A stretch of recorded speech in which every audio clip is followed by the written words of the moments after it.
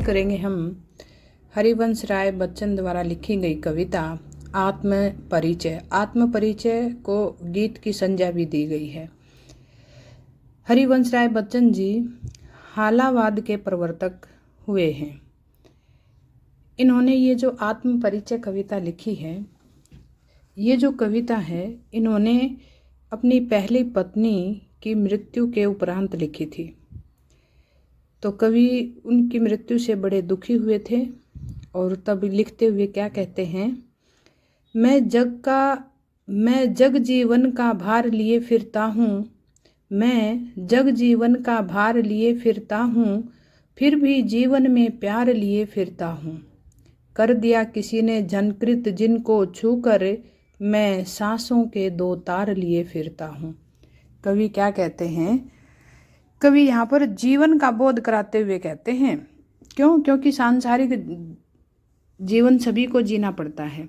तो कवि क्या कहते हैं कि मैं जग जीवन, ये सांसारिक जीवन का भार ले करके चलता हूँ, निरंतर ढोता रहता हूँ सांसारिक जीवन को, लेकिन मेरे जीवन पर जो संसार का भार है, फिर भी जीवन में प्यार लिए फिरता हूँ। कवि क्या कहते हैं, फिर भी मैं अपने जीवन में प्यार बनाए रखता हूँ, प्यार के साथ असीम प्यार लिए घूम रहा हूँ।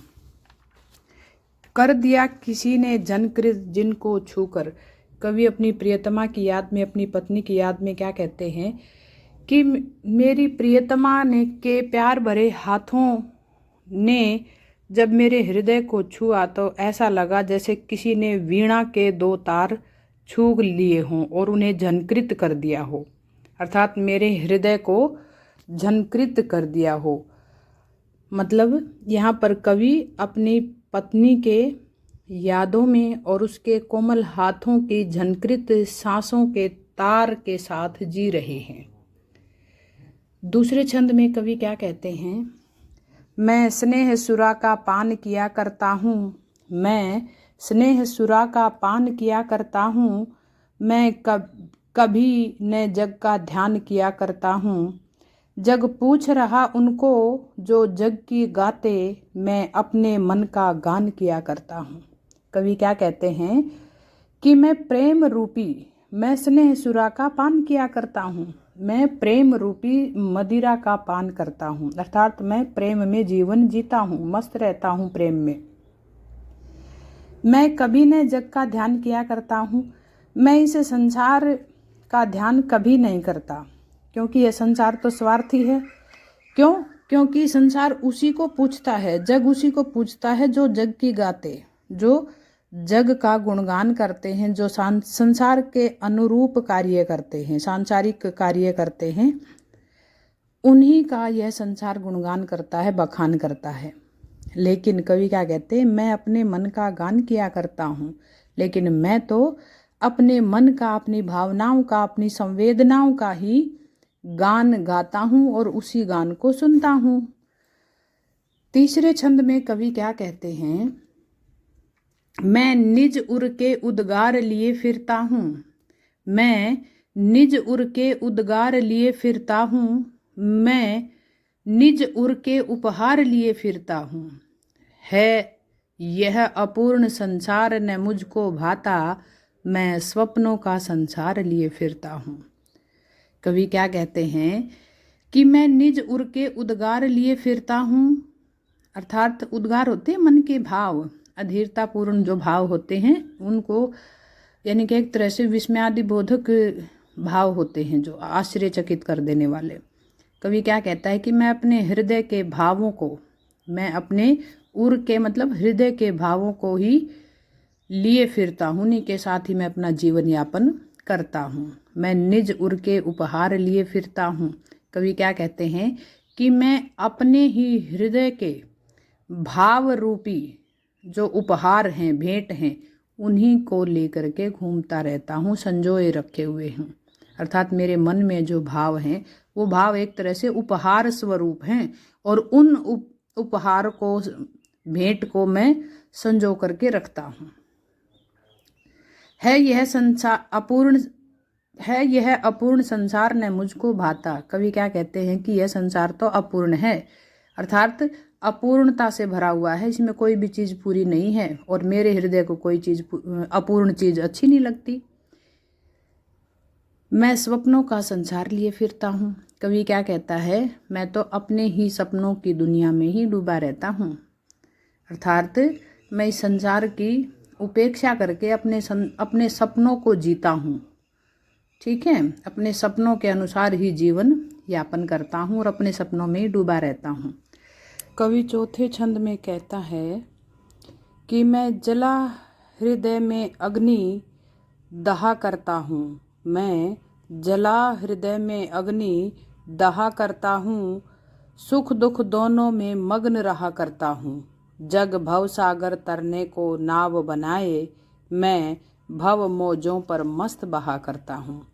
यहाँ हरिवंश राय बच्चन जी कहते हैं कि मैं अपने हृदय में वियोग रूपी अग्नि को जलाए रखता हूँ और उसी अग्नि में निरंतर जलता रहता हूँ।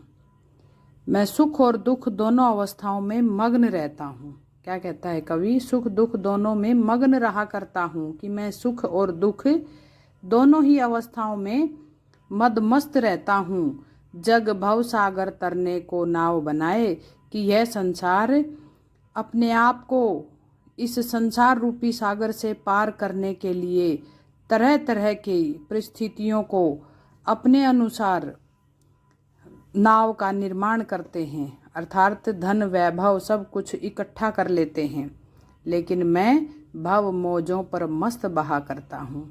मैं तो इस संसार रूपी मौजों पर, अर्थात इस संसार में आनंद के साथ मस्ती में बहता रहता हूँ। अर्थात कवि यहाँ क्या कहने की कोशिश कर रहे हैं कि मेरा इस संसार रूपी सागर से पार करने की कोई इच्छा नहीं है।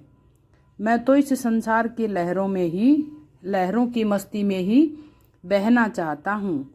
इस संसार रूपी सागर को पार करना, अर्थात मोक्ष को प्राप्त करना, ये मैं नहीं चाहता कि ऐसा हो।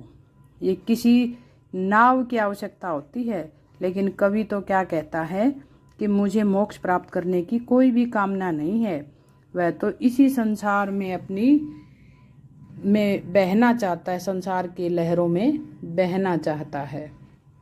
यहाँ पर कवि क्या कहने की कोशिश कर रहा है कि ये जो सारे बिंब दिए हैं, प्रतीक दिए हैं, ये एक तरह से ये प्रतीकात्मक और बिंबात्मक भाषा का प्रयोग किया गया है। तो नेक्स्ट छंद में देखते हैं, 5वां छंद कवि क्या कहते हैं। मैं यौवन का उन्माद लिए फिरता हूँ। मैं यौवन का उन्माद लिए फिरता हूँ, उन्मादों में अवसाद लिए फिरता हूँ। जो मुझको बाहर हंसा रुलाती भीतर, मैं हाय किसी की याद लिए फिरता हूँ।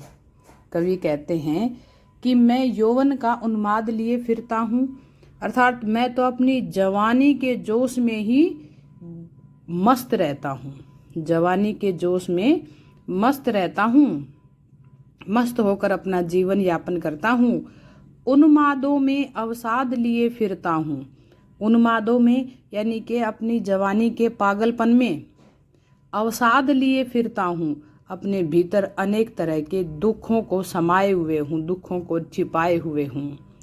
जो मुझको बाहर हंसा, कि ऐसे दुख हैं मेरे अंदर कि जो मुझे बाहर से तो हंसाते हैं, लेकिन आंतरिक रूप से रुलाती भीतर, अंदर से मुझे रुलाते रहते हैं। यानी कि मैं बाहर से तो हंसता रहता हूँ, बाह्य रूप से मुझे हंसाता है, और मैं आंतरिक रूप से रोता रहता हूँ। मैं हाय किसी की याद लिए फिरता हूँ। तो यहाँ पर कवि अपनी प्रिया की यादों को, अपनी पत्नी की यादों में जीवन जी रहा है, और वो क्या कहता है कि मैं बाहर से भले ही हंसता हुआ दिखाई दूं, लेकिन मैं अंदर हृदय से रोता रहता हूँ। मुझे उनकी याद बहुत सताती है। छठे छंद में कवि क्या कहते हैं।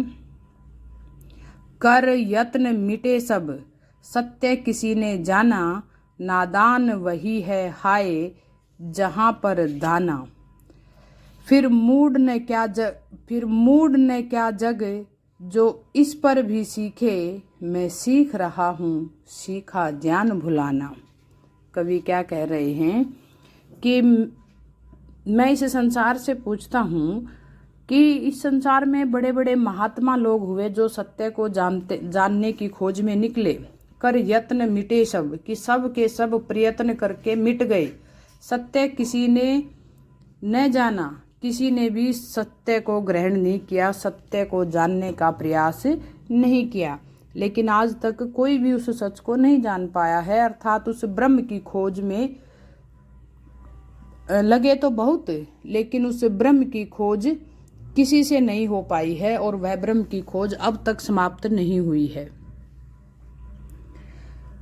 फिर मूढ़ ने क्या जग जो इस पर भी सीखे, मूढ़ यानी कि मूर्ख, अर्थात फिर मूढ़ ने क्या जग, कि ये संसार फिर तो मूर्ख ही है जो इस पर भी सीखे, यानी कि इस बात पर भी जो सीख नहीं पाए हैं, सीख नहीं ले पाए हैं, फिर तो यह संसार नासमझ है, मूर्ख है।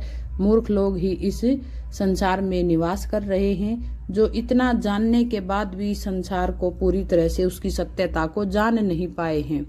और मैं तो ऐसा हूँ कि मैं सीख रहा हूँ सीखा ज्ञान भुलाना, और मैं तो सीख रहा हूँ, मैं तो सीखना चाहता हूँ ये सारी बातें जो संसार जो सीख रहा है, संसार को पता है, संसार को संबोधित करते हुए कहते हैं कि यह बात जानकर भी कि संसार मूर्ख है, मैं फिर भी सीखना चाहता हूँ। जो मुझे पहले जो ज्ञान प्राप्त हुआ था उसको भूल करके मैं नया ज्ञान प्राप्त करना चाहता हूँ। कवि 7वें छंद में क्या कहते हैं, मैं और जग और कहाँ का नाता, मैं और जग और कहाँ का नाता, मैं बना बना कितने जग रोज मिटाता। जग जिस पृथ्वी पर जोड़ा करता वैभव, मैं प्रति पग से उस पृथ्वी को ठुकराता। कवि क्या कहते हैं कि मैं और हूँ, अर्थात मेरा स्वभाव अलग है और संसार का स्वभाव अलग है। मेरे प्रकृति में और संसार की प्रकृति में अलग अलग अंतर है, दोनों अलग हैं, क्योंकि संसार कुछ और और मेरी मंजिल कुछ और है। क्योंकि संसार तो स्वार्थी है, लेकिन मैं स्वार्थी नहीं हूँ। मैं प्रतिदिन ऐसे अनेक तरह के संसार बना लेता हूँ और रोज मिटा देता हूँ। जग जिस पर पृथ्वी पर जोड़ा करता है, यानी कि यह संसार इस धरती पर अपना वैभव इकट्ठा करता है, धन दौलत ऐशो आराम शानो शौकत सब कुछ इकट्ठा करता रहता है। लेकिन मैं प्रतिपग से उस पृथ्वी को ठुकराता। लेकिन मैं तो हर कदम पर, प्रतिपग हर कदम पर उस वैभवशाली जो पृथ्वी है, अर्थात पृथ्वी की जो शानो शौकत है, मैं उसको पग पग पर ठुकरा देता हूँ। यानी कि कवि का कहने का मतलब है कि मेरे लिए धन वैभव और ऐश्वर्य कोई मायने नहीं रखता, ये मुझे विचलित नहीं कर सकते।